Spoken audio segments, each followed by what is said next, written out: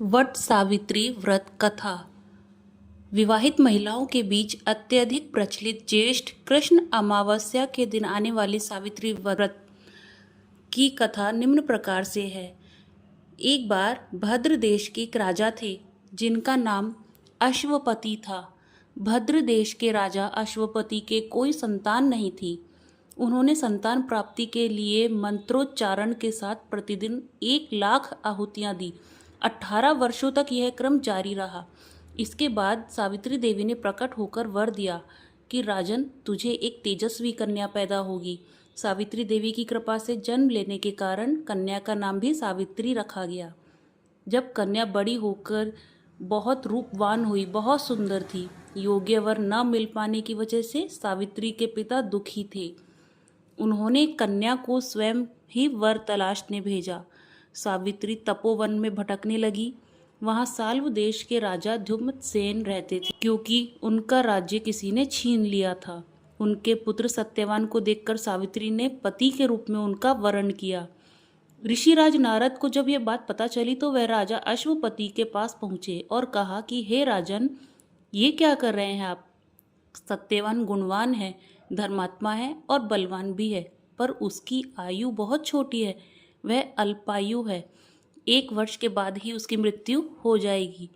ऋषि राज नारद की बात सुनकर राजा अश्वपति घोर चिंता में डूब गए। सावित्री ने उनसे कारण पूछा तो राजा ने कहा, पुत्री, तुमने जिस राजकुमार को अपने वर के रूप में चुना है वह अल्पायु है। तुम्हें किसी और को ही अपना जीवन साथी बनाना चाहिए। इस पर सावित्री ने कहा, पिताजी, आर्य कन्याएं अपने पति का एक बार ही वरण करती है। राजा भी एक ही बार आज्ञा देता है, पंडित भी एक ही बार प्रतिज्ञा करते हैं और कन्यादान भी एक ही बार किया जाता है। सावित्री हट लेकर बैठ गई और बोली, मैं सत्यवान से ही विवाह करूंगी। राजा अश्वपति ने सावित्री का विवाह सत्यवान से कर दिया। सावित्री अपने ससुराल पहुंचते ही सास ससुर की सेवा करने लगी। समय बीतता चला गया। नारद मुनि ने सावित्री को पहले ही सत्यवान की मृत्यु के दिन के बारे में बता दिया था। जैसे जैसे दिन करीब आने लगा, सावित्री अधीर होने लगी। उन्होंने 3 दिन पहले से ही उपवास शुरू कर दिया। नारद मुनि द्वारा कथित निश्चित तिथि पर पितरों का पूजन किया। हर दिन की तरह सत्यवान उस दिन भी लकड़ी काटने जंगल चले गए। साथ में सावित्री भी गई। जंगल में पहुंचकर सत्यवान लकड़ी काटने के लिए एक पेड़ पर चढ़ गए।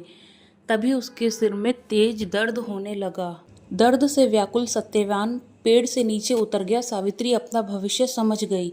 सत्यवान के सिर को गोद में रखकर सावित्री सत्यवान का सिर सहलाने लगी। तभी वहां यमराज दिखे।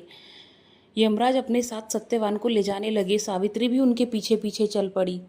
यमराज ने सावित्री को समझाने की बहुत कोशिश की कि यही विधि का विधान है, लेकिन सावित्री नहीं मानी। सावित्री की निष्ठा और पति पारायण को देखकर यमराज ने सावित्री से कहा कि हे देवी, तुम धन्य हो, तुम मुझसे कोई भी वरदान मांग लो, पर सत्यवान को तो मुझे ले जाना ही होगा। तब सावित्री ने कहा, मेरे सास ससुर वनवासी और अंधे हैं, उन्हें आप दिव्य ज्योति प्रदान करें। यमराज ने कहा, ऐसा ही होगा, जाओ, अब लौट जाओ। लेकिन सावित्री अपने पति के सत्यवान के पीछे पीछे चलती रही। यमराज ने कहा, देवी, तुम वापस जाओ। सावित्री ने कहा, भगवान, मुझे अपने पतिदेव के पीछे पीछे चलने में कोई परेशानी नहीं है। पति के पीछे चलना मेरा कर्तव्य है। यह सुनकर उन्होंने फिर से एक और वर मांगने के लिए कहा।